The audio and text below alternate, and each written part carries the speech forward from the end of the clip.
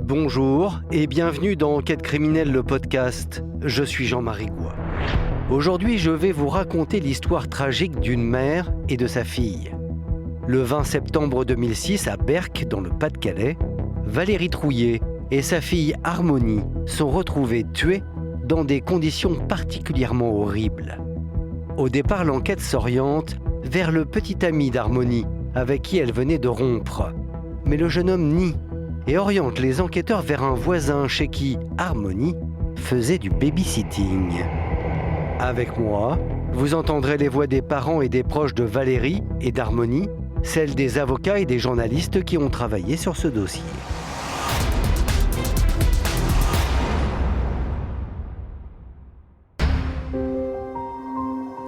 Voici Francine Levasseur, 77 ans. Le 20 septembre 2006, sa vie a basculé à tout jamais. Ce jour-là, cette habitante de Berck-sur-Mer a rendez-vous à l'hôpital pour une visite de contrôle. Elle ne s'en doute pas une seconde, mais dans la salle d'attente, le médecin qui doit la recevoir va lui faire part d'une terrible nouvelle. Inimaginable. Et le docteur me dit « Madame, il est arrivé un drame chez vous. » Je dis « Un drame? Votre fille est morte. » Je dis « Mais ma petite fille, qu'est-ce qu'elle va devenir ?» Et puis, il me dit « Madame, j'ai encore autre chose à vous dire. » Alors je le regarde. Il me dit « Madame, votre petite fille est morte aussi. » Pensez bien que c'était la terre qui s'écroulait. Je ne comprenais pas. Valérie Trouillet, 39 ans, et sa fille Harmonie Trouillet, 17 ans, ont sauvagement été tuées dans leur petit appartement du centre-ville. Voici une affaire ô combien dans l'actualité. L'histoire d'un tortionnaire qui fait vivre aux femmes l'enfer sans jamais être inquiété, jusqu'à devenir un meurtrier. Et ce sont des corps qui ont été massacrés. C'est pas possible, Et puis pourquoi ?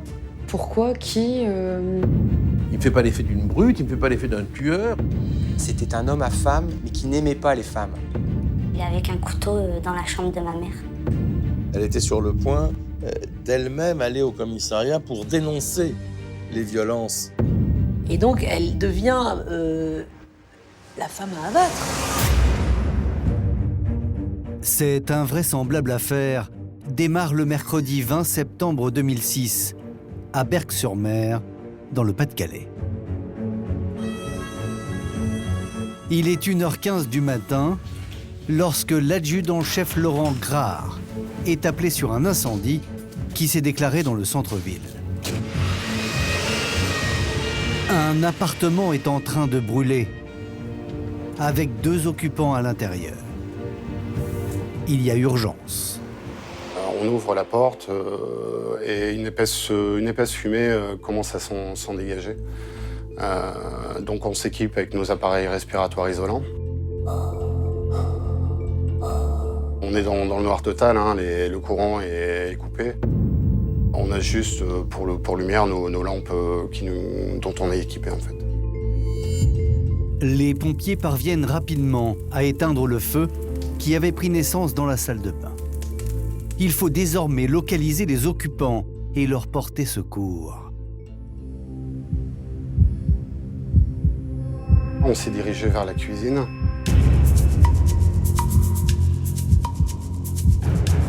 La fenêtre était pas accessible. Il y avait quelque chose qui nous barrait le passage. En une fraction de seconde, le pompier comprend qu'il ne s'agit pas d'un banal incendie. Il est en réalité face à un meurtre. Et en fait, en essayant d'avancer, on a retrouvé un premier corps. On a senti tout de suite que la victime était vraiment inanimée. Mais l'horreur ne s'arrête pas là.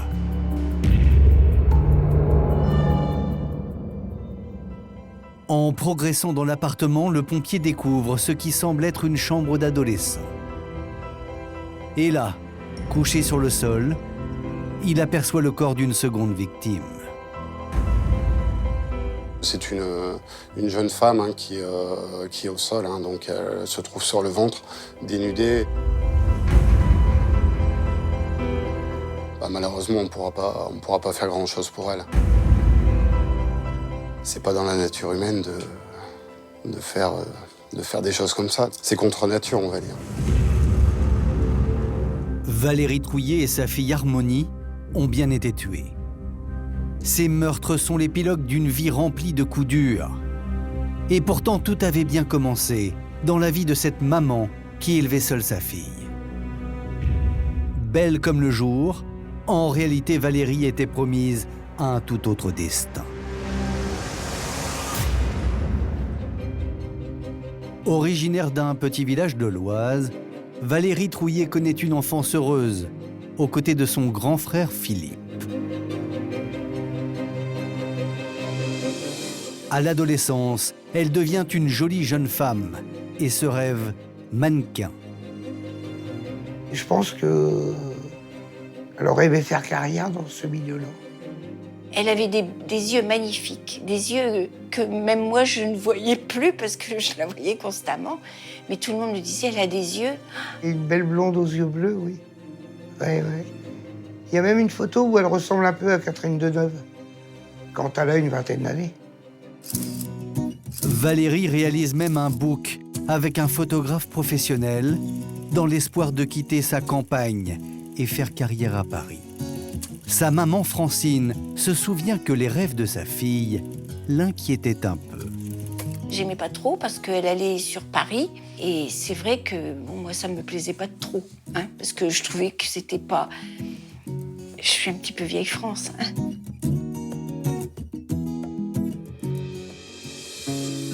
Mais finalement, le destin de Valérie sera tout autre. À 20 ans, la jeune femme tombe folle amoureuse d'un homme. Et 2 ans plus tard, c'est l'arrivée d'un bébé. Harmonie. Mais ce qui devait sonner comme un grand bonheur va en réalité être un premier coup dur dans la vie de Valérie. Sa belle famille avait tendance à se mêler un peu trop du ménage, quoi, de comment il fallait faire à manger, faire la lessive, talalère. Avec la belle famille, ça n'allait pas. Valérie m'a dit, maman, je reviens. Elle a tout cassé. Elle était enceinte d'Harmonie. Séparée du papa d'Harmonie, Valérie décide de s'installer à Berck-sur-Mer. Pour subvenir aux besoins de sa petite fille, elle trouve un emploi de secrétaire médicale. Mais très vite, Valérie a du mal à concilier sa vie de maman célibataire à ce travail particulièrement prenant. Elle s'est aperçue qu'elle ne pouvait pas tenir la charge de ce travail. Valérie m'avait dit, mais maman, je ne suis pas capable. Valérie, si vive et si joyeuse, perd peu à peu goût à la vie. Elle tombe alors en profonde dépression. Elle grossit, elle prend des antidépresseurs. Disons qu'en maxi 4 ans, elle a complètement changé, quoi. Elle faisait pizza canapé, plus c'est caché, elle regardait la télé, elle bougeait plus, quoi. D'un côté, il y a cette maman qui est triste, qui est dans une situation de sa vie un peu compliquée et un peu en prise avec la dépression. Et puis il y a Harmonie, qui porte magnifiquement son prénom. Oui, et qui reflète ses qualités. C'est une jeune fille harmonieuse, effectivement. Elle est liante, elle est conciliante, elle est arrangeante, elle aime les gens. Harmonie Trouillet n'a que 17 ans, et pourtant à la maison, c'est bien elle, la plus responsable. Il y a une relation fusionnelle entre la maman et la fille, c'est un fait. Beaucoup d'amour exprimé, et on le voit d'autant plus du côté d'Harmonie. Effectivement, elle laisse des petits post-it. Des petits mots doux, des petits mots gentils, des petits bisous, des choses comme ça. Mais je trouve que c'était beau. Elle est très débrouillarde, Harmonie. Elle ne veut pas dépendre des autres. Elle sait que sa maman est dans une situation compliquée. Et donc, naturellement, évidemment, il faut qu'elle l'aide. Elle était un petit peu une petite ménagère avant l'âge. Elle allait chercher ce qu'il fallait au supermarché. Elle faisait le ménage. Ben, quelque part, oui, Harmonie, c'était la maman de Valérie. Mais Harmonie n'en oublie pas pour autant d'être une adolescente. Camille est sa meilleure amie. Elle se souvient de leur soirée passée à discuter de leur vie rêvée. En dessous de son lit en hauteur, il y avait un clic-clac et puis un coin bureau où souvent elle était assise sur la chaise et moi j'étais dans le clic-clac et puis on refaisait le monde et on se réinventait une nouvelle vie et on s'imaginait des années plus tard, chacun avec notre vie. Elle disait, tu sais, mais j'aurai des enfants, tu connaîtras mes enfants. Mais pas tout de suite, il faut que je fasse ma situation. Harmonie adore les enfants. Fraîchement diplômée d'un BEP en carrière sanitaire et sociale, la jeune fille fait du babysitting pour se faire de l'argent de poche. Mais l'adolescente rêve de devenir puéricultrice. Elle avait une patience et puis elle avait ce côté, elle aimait ça se voit, quelqu'un qui a un contact direct avec les enfants. Chacun a son petit truc. Et elle avait ça. Harmonie Trouillet et sa maman Valérie formaient donc une famille unie malgré les galères. Mais le pire était à venir. Car les deux femmes, sauvagement tuées, connaissaient leur bourreau et elles ne se sont pas méfiées.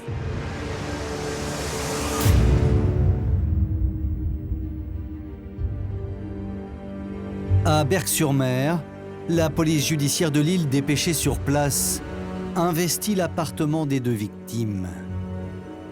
Et ce qui frappe les enquêteurs dès la porte d'entrée, c'est qu'ils ont affaire à des crimes hors normes. On se rend compte, mais immédiatement, que la scène a été particulièrement horrible. Ça n'est pas juste en réalité deux corps décédés, ce sont des corps qui ont été massacrés. Retrouvée à demi nue, Valérie Trouillet a perdu la vie dans la cuisine. Son corps ne présente aucune trace de brûlure, le feu ayant été stoppé à temps par les pompiers. Néanmoins, sur son visage, un grand nombre de plaies sont relevées par le médecin légiste. En ce qui concerne Valérie, le légiste va constater 7 plaies à la tête, 7 plaies vitales. L'adolescente, elle aussi, est retrouvée nue, face contre terre. Elle présente une dizaine de plaies à la tête.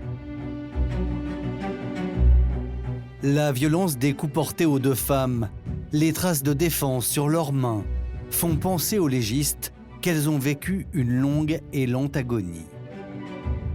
L'hypothèse qui sera émise en matière de médecine légale, c'est peut-être l'utilisation d'un marteau de couvreur.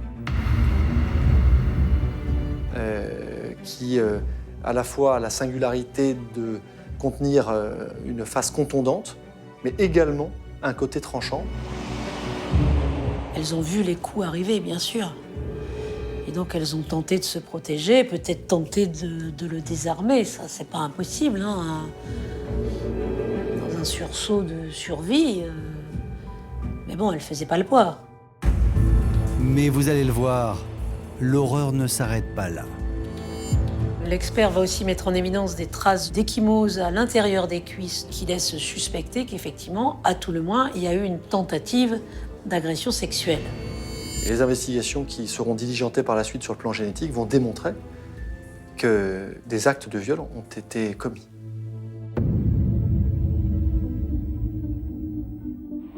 En effet, le légiste confirmera qu'Harmonie ainsi que sa maman Valérie ont toutes les deux été agressées sexuellement avant de décéder.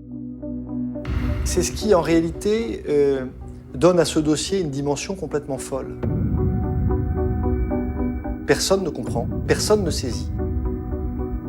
Qui a voulu tuer cette maman et sa fille, mais surtout qui a voulu les massacrer à ce point? Et dans cette affaire, les enquêteurs vont vite avoir la conviction que Valérie et Harmonie connaissaient leur tortionnaire. En effet, dans le salon, ils relèvent des indices qui laissent penser qu'elles ont reçu un invité juste avant de se faire tuer. Il y a effectivement une petite scène de convivialité. Il reste du gâteau avec le couteau qui a servi à couper le gâteau, un peu de coca dans les verres, des mégots dans le cendrier. On a l'impression qu'effectivement, c'est passé un petit... On a bu un verre ensemble, on a mangé un morceau de gâteau. Et la porte n'a pas été ouverte par effraction, elle était ouverte. On a ouvert à l'agresseur. Quelqu'un qu'elle n'aurait pas connu, à cette heure-là, elle n'aurait pas ouvert. Donc elle devait être avec une connaissance, et je pense que c'est une soirée qui a dû mal tourner. Bouteilles de soda, verres ou encore mégots de cigarettes, l'ensemble des objets retrouvés sur place est mis sous scellé. L'ADN du meurtrier s'y trouve peut-être. C'est ce que nous verrons plus tard. En attendant, dans le quartier où vivent les deux femmes, l'annonce de ce double meurtre fait grand bruit et inquiète les habitants. Berck est une toute petite ville, tout le monde se connaît. Personne n'imagine qu'une chose comme ça puisse se produire. Les gens se regardent et se disent « mais est-ce que c'est pas quelqu'un qu'on connaît ? Est-ce que c'est pas quelqu'un qui habite un étage au-dessus, en dessous ? Est-ce qu'on le croise ?» Et justement, cette affaire n'en a pas fini de traumatiser les habitants de Berck. Car le nom qui va surgir surprend tout le monde. Et pour cause, ce n'est pas n'importe lequel. C'est le nom du petit ami d'Harmonie Trouillet.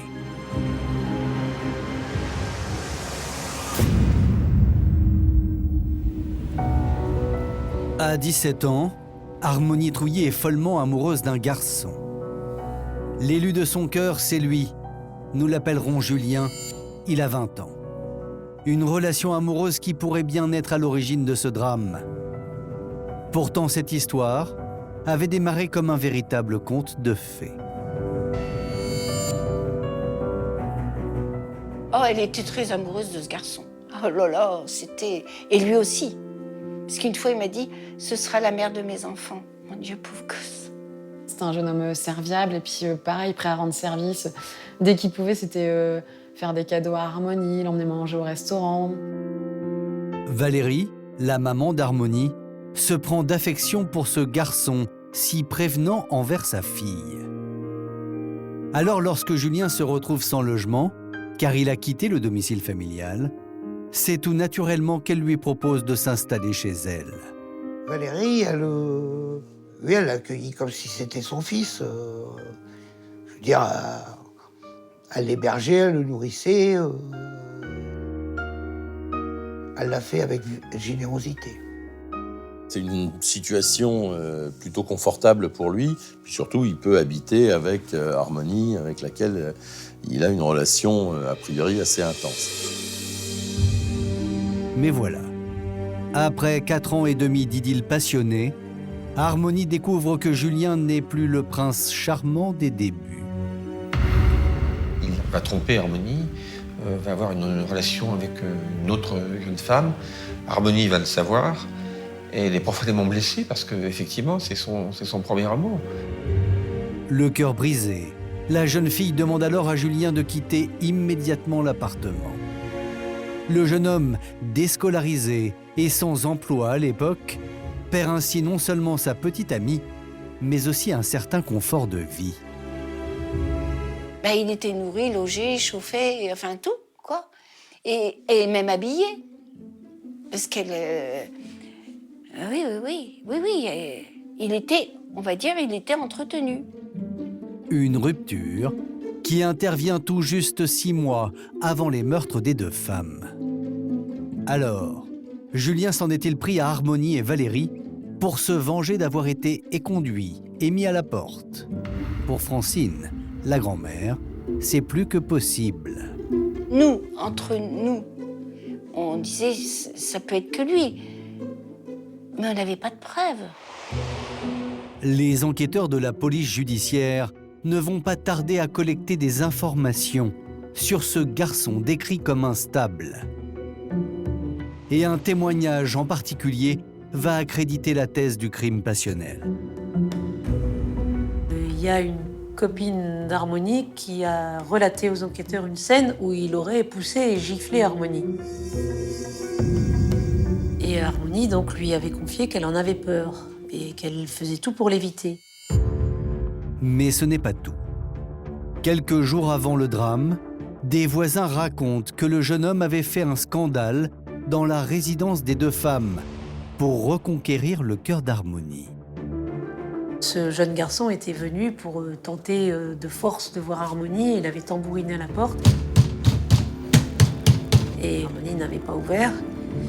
Et ça avait fait du tapage dans le quartier et des voisins s'en étaient plaints d'ailleurs. Julien fait désormais figure de suspect numéro 1. Les policiers décident d'aller faire une perquisition et ils vont découvrir 3 paires de chaussures ensanglantées. Là, les policiers n'osent même pas y croire. Donc il est placé en garde à vue. Alors, s'agirait-il du sang d'Harmonie et de Valérie sur ses chaussures? Ce jeune homme à peine sorti de l'adolescence pourrait-il être le monstre froid qui a ôté la vie aux deux femmes? Tout laisse à croire que les policiers sont sur la bonne piste. Ils détiennent des témoins, du sang et un mobile. Pourtant, tout va s'effondrer.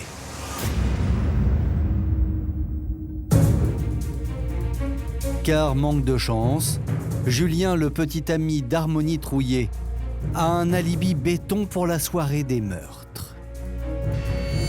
Effectivement, il explique aux policiers qu'il regardait un match de foot avec des copains. Vérification faite, il y avait bien un match de foot ce soir-là. Et vérification faite encore, les copains qu'il a cités devant les policiers ont confirmé qu'il était bien présent pendant ce match de foot regardé donc devant la télévision. Et puis, les résultats des expertises ADN tombent. Le sang retrouvé sur les baskets de Julien n'appartient ni à Valérie, ni à Harmonie. Selon le jeune homme, il s'agit donc d'une terrible méprise. Pour lui, ces meurtres sont l'œuvre d'un autre et il va donner un nom aux enquêteurs. Il va lâcher un nom de quelqu'un qui pourrait être un suspect, Stéphane Gros. Stéphane Gros, il le connaît parce qu'il l'a vu lorsqu'il vivait chez Valérie et Harmonie. Il passait de temps en temps. Stéphane Gros. Ce nom est une énigme, car jusque-là, au cours de leurs investigations, les enquêteurs n'avaient jamais entendu parler de cet individu. C'est quelqu'un qui arrive, peut-on le dire, dans l'audition de Sébastien, un peu comme un cheveu sur la soupe. Et quand on essaye de reconstituer le puzzle de la vie de Valérie et Harmonie, Stéphane Gros, on ne sait pas trop où le placer. Même le frère de Valérie, Philippe, et son épouse Christine ne connaissent pas cet homme. Installés à plusieurs kilomètres de Berck, ils décident de mener leur petite enquête à distance. On a des amis sur Berck et tout de suite on appelle, on avait leur coordonnée, on appelle pour savoir s'ils connaissent. Et là, on nous dit oui, on le connaît, mais ils sont fort étonnés que ce soit lui aussi, parce qu'ils me disent c'est un petit gringalet. Ils nous trouvent une photo de lui et c'est vrai qu'à voir la tête, franchement, on est très, très surpris.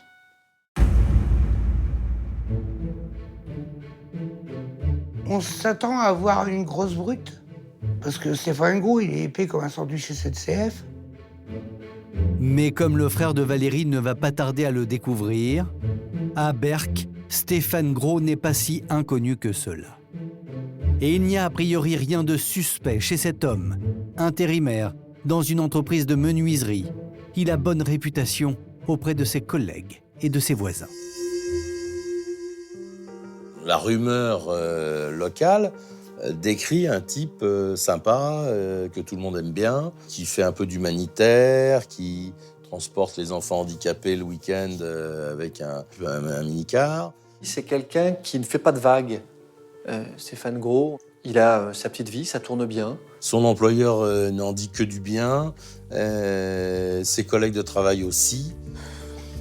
C'est pas le profil d'un tueur a priori. D'autant que Stéphane Gros est décrit comme un bon père de famille. Le trentenaire vit depuis 2 ans en concubinage avec Nicole, déjà maman de 2 enfants, nés d'une précédente union. Le couple vient de donner naissance à un petit garçon. Linda, une amie qui souhaite garder l'anonymat, se souvient du bonheur de Stéphane à l'arrivée de cet enfant. Ah, c'était un papa très doux, très attentionné avec son fils. Il aidait sa femme des fois avec le petit, pas de souci. Ils allaient se promener souvent ensemble, ils venaient souvent ensemble à la maison avec les petits. Merci d'avoir écouté la première partie de cet épisode consacré à l'affaire Trouillet. Dans la seconde partie, vous allez découvrir comment les enquêteurs vont s'orienter vers une piste inattendue. Bonjour et bienvenue dans Enquête criminelle, le podcast. Je suis Jean-Marie Goua. Dans la seconde partie de cet épisode, consacré à l'affaire Trouillet, vous allez découvrir comment les enquêteurs vont s'orienter vers une piste inattendue.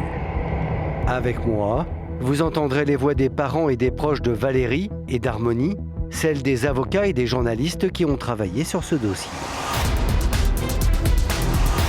Bonne écoute. C'est à cette époque que Valérie et Harmonie Trouillet vont entrer dans la vie de Stéphane Gros et de sa compagne. Tous habitent le même quartier et ils ne vont pas tarder à nouer une solide amitié. Valérie et Stéphane Gros se sont rencontrés au bar PMU où Valérie va acheter ses cigarettes. Ils ont sympathisé, donc en fait, on se connaît bien. Valérie rencontre la compagne de Stéphane Gros et Harmonie va être amenée à faire du babysitting chez le couple. Harmonie va garder l'enfant chez eux. Il vient régulièrement rendre visite à Valérie et boire un verre chez elle. Donc c'est quelqu'un qui fait partie de son entourage proche. C'est une période heureuse, une période où ni Valérie ni Harmonie ne se doutent qu'elles ont peut-être laissé entrer le diable dans leur vie. Car vous allez le voir, des éléments vont s'accumuler contre Stéphane Gros et ils sont accablants. Souvenez-vous, dans le petit appartement berquois, les enquêteurs avaient retrouvé des mégots, des verres, ainsi qu'une bouteille de White Spirit. Ces éléments ont été analysés par les experts scientifiques et l'ADN a parlé. Stéphane était bien sur la scène de crime. On va retrouver ses ADN sur un mégot, ce qui prouve qu'il était là ce soir-là, et sur le bidon d'essence. L'ADN sur un mégot, ça peut tout et rien dire. Il y a plusieurs mégots, il a pu venir, il a pu passer.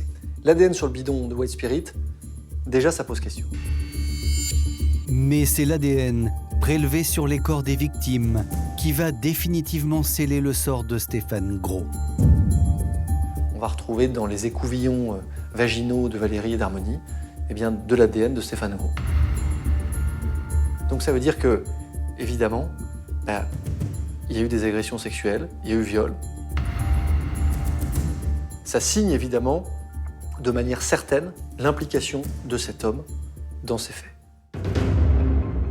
Pour les enquêteurs, c'est la stupéfaction. L'image du bon père de famille de Stéphane Gros ne serait en réalité qu'une façade.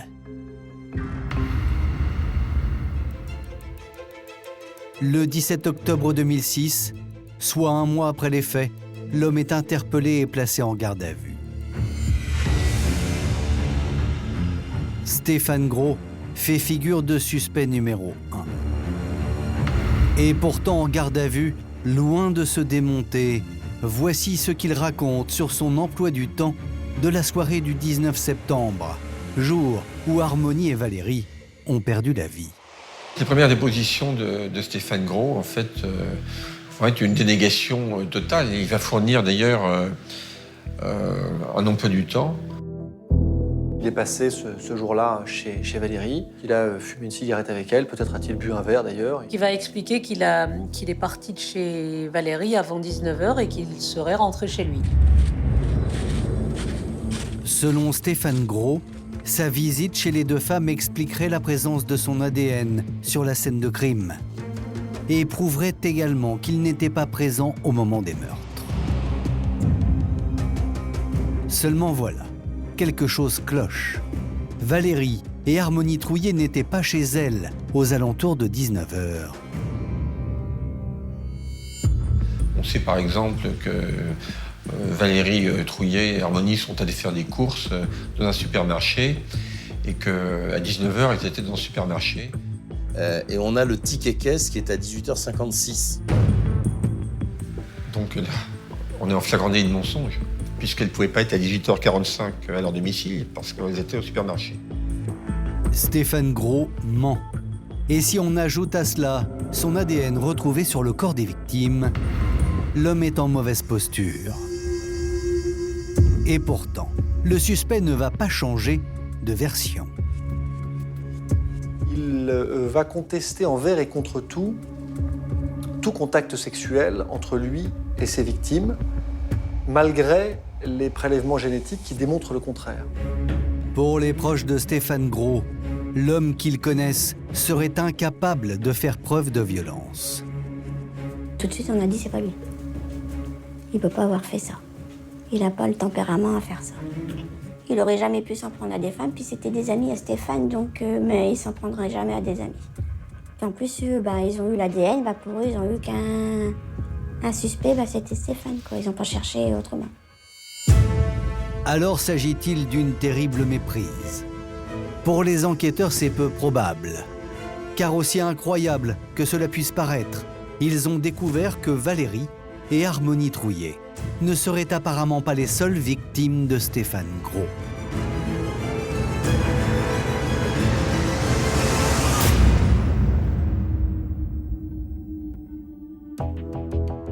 En réalité, le suspect présenterait deux visages. D'un côté, celui d'un père de famille, bon camarade, et de l'autre, celui d'un homme violent. On n'a pas dans le casier judiciaire de cet homme de marque de condamnation pour des faits de violence qui permettrait de dire on a affaire à un profil violent sur le plan judiciaire. En revanche, quand on creuse sur sa personnalité, sur les relations qu'il a avec son voisinage, sur les incidents qu'il a pu rencontrer, on se rend compte que c'est quelqu'un qui est doté d'une grande impulsivité. Ainsi, une voisine va témoigner avoir été victime de l'agressivité du Berquois. Nous sommes plusieurs années avant le drame. Ce jour-là, cette femme accoste Stéphane Gros pour lui faire part d'un petit problème de voisinage. Et là, la conversation tourne mal. Elle était venue pour lui demander de s'occuper de son chien et de faire en sorte qu'il ne dérange pas tout le monde. Et elle a fini avec une clé de bras. Il a été violent avec cette voisine qui venait juste lui demander que son chien arrête d'aboyer. On est face à quelqu'un qui est prêt à exploser, en fait. C'est une espèce presque de grenade dégoupillée.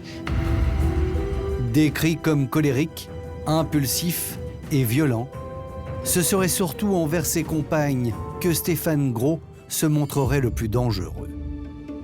Pour Enquête criminelle, nous avons recueilli un témoignage exclusif, celui de l'ex-belle-fille de Stéphane Gros. Nous l'appellerons Sandra. Pendant 4 ans, elle a partagé le quotidien de cet homme et aurait vu sa mère souffrir sous les coups de celui qu'elle décrit comme un véritable bourreau. Ça pouvait partir de tout et n'importe quoi. Ma mère, une fois, elle a mal repassé sa chemise. Il est rentré en colère, lui a jeté le fer au visage. Quel genre d'homme est capable de casser un nez parce que sa chemise n'allait pas bien repasser? Faut être fou. Une déflagration de violence qui aurait atteint son paroxysme un soir de juin 2001. Selon Sandra, ce soir-là, son petit frère âgé de 6 ans se serait réveillé suite à un cauchemar. L'enfant se serait dirigé vers la chambre de sa maman. C'est là, dans la pénombre, qu'il aurait été témoin d'une scène à glacer le sang.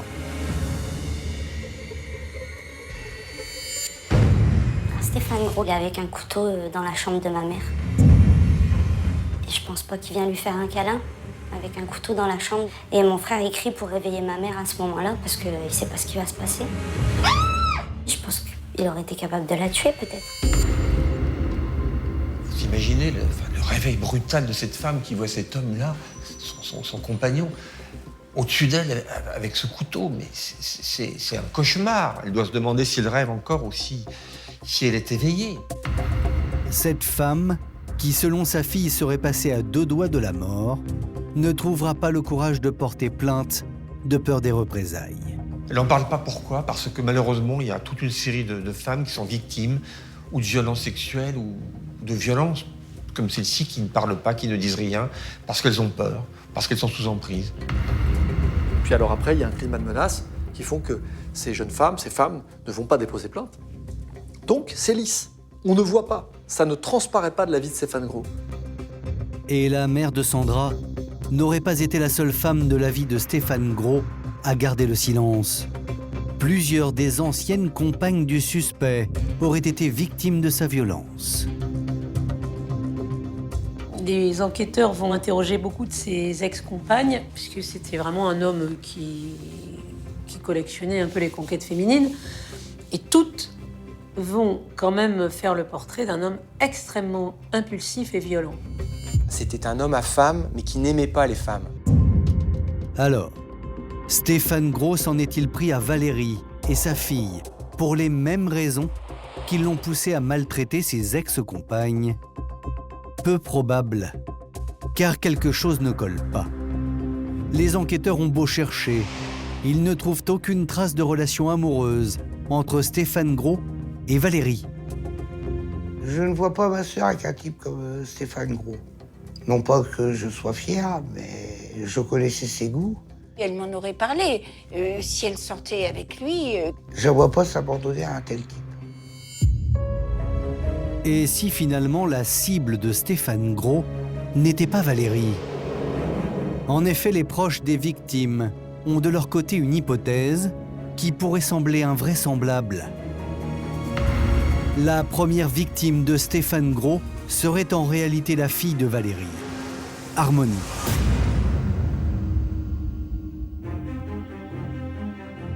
Souvenez-vous, Harmonie était la babysitter des enfants de Stéphane Gros et Nicole. Elle était d'ailleurs très attachée à eux. Il lui arrive même de passer entre midi et 2, juste pour prendre des nouvelles des enfants, voir si tout va bien. Elle s'intéresse aux enfants et donc elle vient souvent, elle passe souvent chez Nicole. Et si Harmonie avait été témoin de choses qu'elle n'aurait pas dû voir? Car il est très probable que Nicole ait elle aussi été victime de la violence de Stéphane Gros. C'est ce que pense Francine, la grand-mère, qui la connaît de vue. Quelques mois avant le drame, elle avait remarqué des traces suspectes sur son visage. Nicole avait des lunettes pour cacher ses saignants, on va dire. J'ai bien vu qu'elle était un peu marquée. Je pense que peut-être Harmonie s'était rendue compte de ce qu'était Stéphane Gros et que elle voulait protéger peut-être Nicole. L'adolescente aurait-elle été mêlée à un drame conjugal qui la dépassait? Harmonie était devenue la confidente de Nicole, malgré la différence d'âge. Et Nicole donc se confiait à Harmonie, elle lui expliquait qu'elle était victime de violences conjugales, violences dures, violences répétées. Il se peut qu'Harmonie ait conseillé à la femme de Gros de ne pas rester avec un type comme ça. Et justement, Nicole s'était décidée à suivre les conseils d'Harmonie. 3 mois avant le drame, le 23 juin 2006, la mère de famille avait poussé les portes du commissariat pour déposer une main courante. Voici ce qu'elle déclarait. Nous avons un enfant en commun de 13 mois. Je souhaite faire les démarches pour avoir la garde de mon enfant. Mon concubin est alcoolique, il boit chaque jour.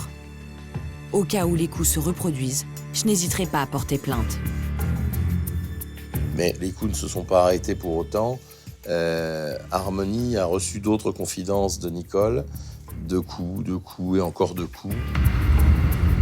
Et Harmonie était sur le point d'elle-même aller au commissariat pour dénoncer les violences commises par Stéphane à l'encontre de Nicole. Stéphane Gros aurait-il découvert le poteau rose?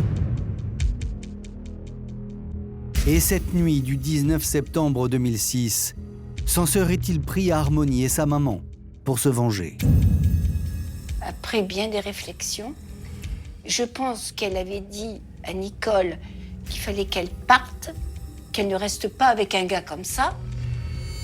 L'autre, il a vu rouge. C'est peut-être pour ça que ce soir-là, il se dit « Eh bien, moi, on m'a trahi et je vais me venger. » Et donc, elle devient la femme à abattre. Elle se mêle de ce qui ne la regarde pas. Le mobile, il est là. C'est-à-dire que ce soir-là, il y est allé pour donner une leçon.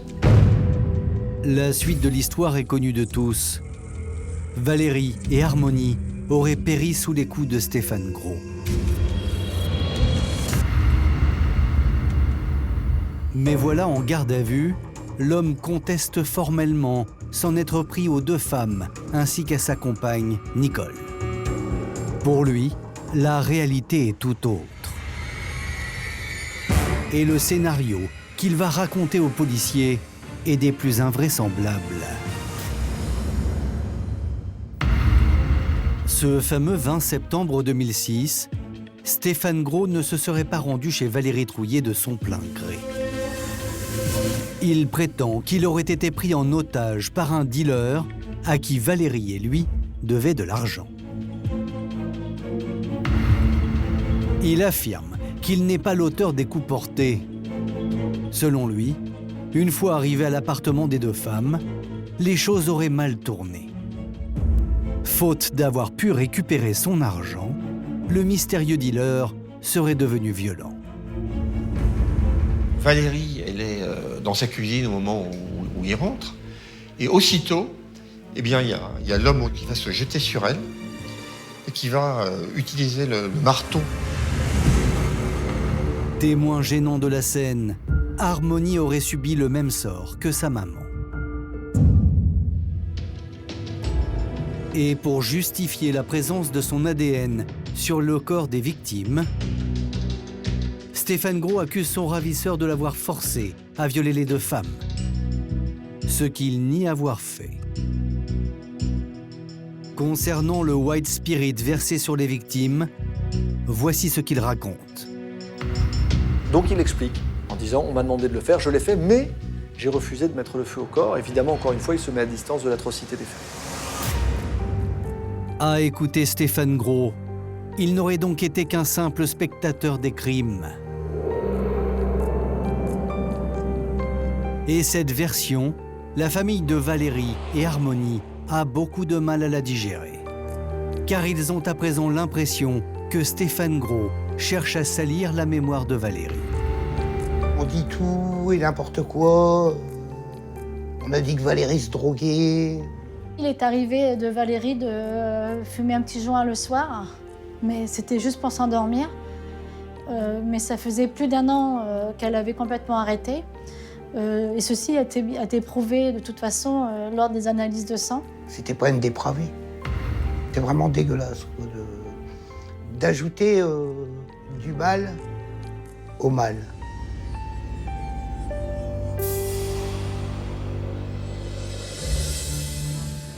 Et alors que tous sont persuadés que Stéphane Gros ment et qu'il est bien le seul meurtrier des 2 femmes, Gilbert Collard, avocat de la défense à l'époque, va pointer du doigt un élément qui va semer le trouble. Un élément qui pourrait innocenter le principal suspect, Stéphane Gros. Sur les corps de Valérie et Harmonie, un nouvel indice aurait été découvert. On a découvert un second ADN qui n'est pas celui de l'accusé. On va retrouver effectivement sous les ongles de Valérie et dans les prélèvements génitaux d'Harmonie, non pas un ADN, mais en réalité un fragment d'ADN. Est-ce que ça ne démontre pas qu'il y avait effectivement, comme le disait l'accusé, quelqu'un d'autre? Ça pose une question, on se dit, à qui appartient-il? Est-ce qu'il y a eu vraiment un complice? Seulement l'ADN de ce supposé complice, trop dégradé, n'est pas identifiable. Stéphane Gros est donc mis seul en examen pour homicide volontaire, viol, accompagné de torture et actes de barbarie envers Valérie et Harmonie. Et alors que son procès est sur le point de s'ouvrir, vous allez voir que cette affaire est encore loin d'avoir livré tous ses secrets.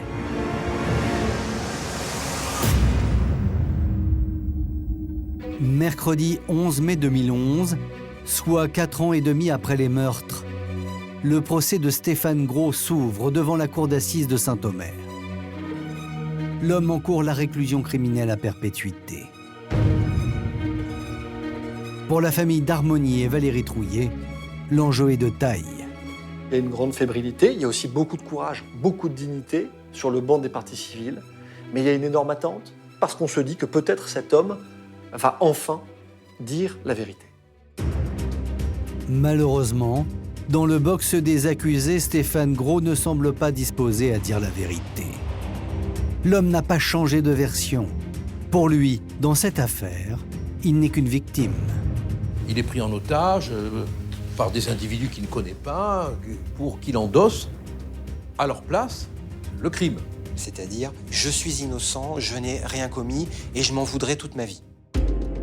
Et d'ailleurs, l'accusé, pour prouver son innocence, a une carte en main. Souvenez-vous, un ADN inconnu avait été retrouvé sur les corps des deux victimes. Forcément, ça va être un argument qui va être utilisé par la défense pour essayer d'appuyer la thèse de Stéphane Gros, de dire « j'étais pas seul » et vous voyez d'ailleurs, il y a un deuxième ADN.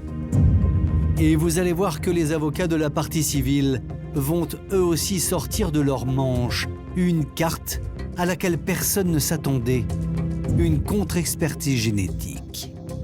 Elle révèle qu'il y aurait eu une erreur concernant l'ADN inconnu.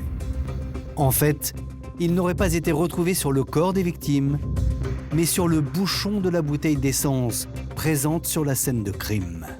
Si on le retrouve dans les prélèvements vaginaux, on se dit, bon, effectivement, on pose le problème du complice. Sur la bouteille, bah non, pas forcément. Il suffit qu'un des enquêteurs ait prélevé le bouchon sans mettre, par exemple, un gant pour laisser son ADN. Il suffit que dans un des laboratoires, au moment de la rupture des scellés, au moment où on le sort, que quelqu'un ait pu le toucher. Il est fort probable que ce soit un ADN de contamination. En gros, fermer le banc, c'est pas l'ADN d'un deuxième tueur. Face à ce coup de théâtre, Stéphane Gros ne se démonte pas et campe sur ses positions. Une attitude que même son avocat a le plus grand mal à assumer devant la cour. Il va s'accrocher à cette version qu'on pourrait appeler la version de la prise d'otage. Cette thèse insoutenable, il faut bien le reconnaître, parce qu'elle n'est appuyée sur rien, il va la tenir jusqu'au bout. J'ai même essayé pendant le procès de le faire évoluer, en disant que peut-être s'il donnait une version plus cohérente, il pourrait obtenir un peu de compréhension de la part des jurés. Au troisième jour du procès, pour tenter d'arracher la vérité à Stéphane Gros, la présidente du tribunal va appeler à la barre sa compagne, Nicole, qui aurait également été victime de la violence de l'accusé. Elle veut absolument rentrer dans les méandres de l'esprit de cette compagne qui a forcément des choses à dire. La magistrate a une idée. Pour déstabiliser Nicole, elle décide de lui montrer une vidéo tournée par la police lors de la découverte de la scène de crime. Une stratégie qui pourrait se révéler payante. Ce film, c'est comme si vous rentriez directement de plein pied dans la réalité. Vous ouvrez la porte sur un monde qui va vous happer, ce monde de violence, d'horreur. elle va voir cette fameuse vidéo de la scène de crime qui choque tout le monde, mais qui la choque elle aussi. Et à partir de ce moment, elle va s'adresser à Stéphane Gros. Et voici ce que Nicole va dire à son compagnon. Réagis, dis quelque chose. Je veux savoir, c'était nos amis. Elle est complètement bouleversée, elle lui dit de dire la vérité. Stéphane Gros dit « mais je suis innocent, ça fait 4 ans que je dis que je suis innocent ». Seulement rien n'y fait, Stéphane Gros campe sur ses positions et emportera sans doute la vérité avec lui en prison. Le jeudi 26 mai 2011, il est condamné à 30 années de réclusion criminelle, assorti de 22 ans de sûreté, une peine loin de soulager les proches des victimes. Quand le verdict tombe,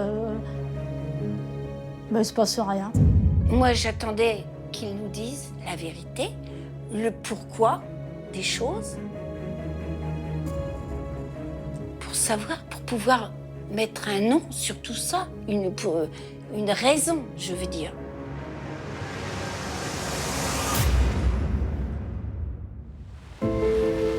À Berck-sur-Mer, plus de 10 ans ont passé, mais le souvenir de Valérie et Harmonie hante toujours la petite commune. Un souvenir tellement fort que Francine, la maman de Valérie, n'aspire qu'à une chose aujourd'hui, retrouver sa fille et sa petite fille Harmonie, partie trop tôt. Moi, de toute façon, je n'attends qu'une chose, c'est de partir. J'ai plus rien. Je me dis, il faut que je vive. Voilà. Alors, je fais bonne figure, je dis rien. Mais il faut... Je suis obligée d'avancer puisque il veut pas me convoquer là-haut.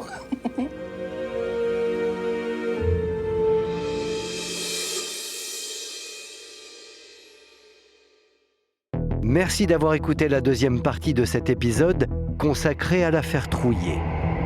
N'hésitez pas à vous abonner à ce podcast afin de recevoir chaque semaine un nouvel épisode. Je vous dis à bientôt.